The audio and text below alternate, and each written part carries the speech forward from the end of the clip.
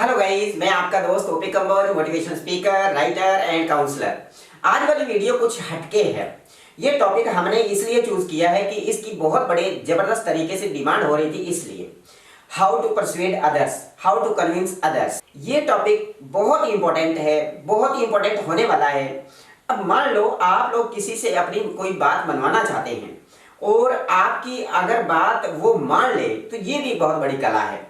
किसी से भी अपनी बात को मनवा लेना, किसी से भी जो हम करवाना चाहते हैं वो करवा लेना, ये एक बहुत बड़ी अपने आप में कला है, एक बहुत बड़ी क्वालिटी है, बहुत बड़ी एक सक्सेस है।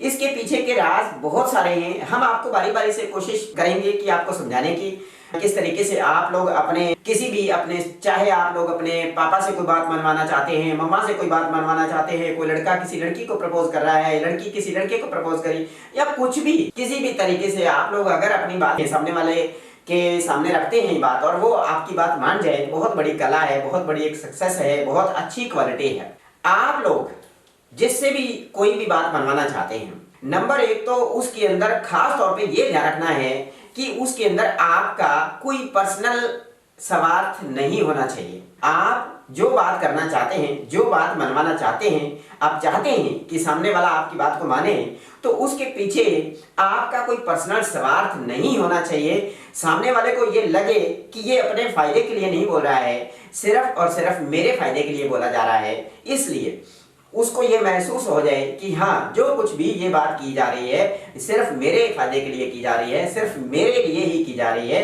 जिसके अंदर उसका आपका अपना कोई पर्सनल स्वार्थ नहीं है, आपका व्यक्तिगत स्वार्थ छिपा हुआ नहीं है। इस बात का ध्यान रखना बहुत ही जरूरी है। नंबर 2 पे, अगर आप लोग किसी भी इंसान से अपनी बात को मनवाना चाहते हैं तो उसमें आप लोग इमोशनली कनेक्टेड हो जाइए, उसके इमोशंस के साथ जुड़ने की पूरी कोशिश करिए, उसकी भावनाओं के साथ खेलना शुरू करिए।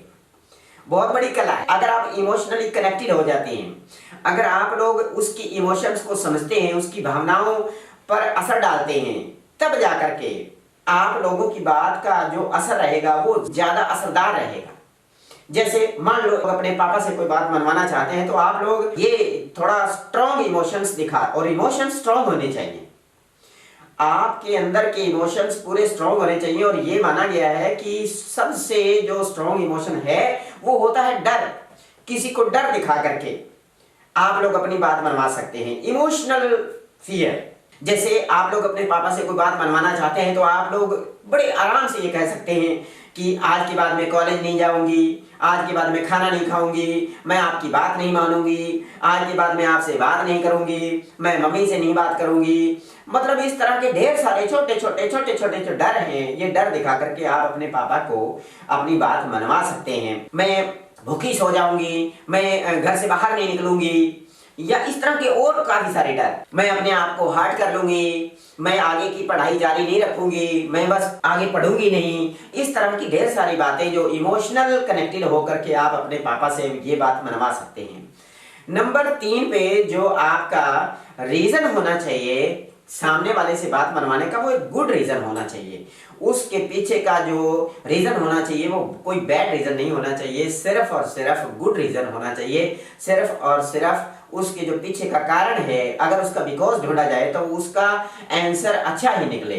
इसलिए आपको अच्छे ही रीजन के लिए इमोशनली ब्लैकमेल करना है किसी को, या इमोशनली किसी को कनेक्टेड करना है, सिर्फ और सिर्फ अपने और उसके फायदे के लिए। जो बात जायज है, जो बात असरदार है, जो बात जरूरी है, जिसके बिना काम नहीं चल रहा, आप लोग अपनी बात मनवाए बिना आपसे नहीं रहा जा रहा, उसका जो रीजन होना चाहिए वो गुड रीजन होना चाहिए। नंबर 4 पे जो होना चाहिए, यूज पोलाइट एक्सप्रेशंस।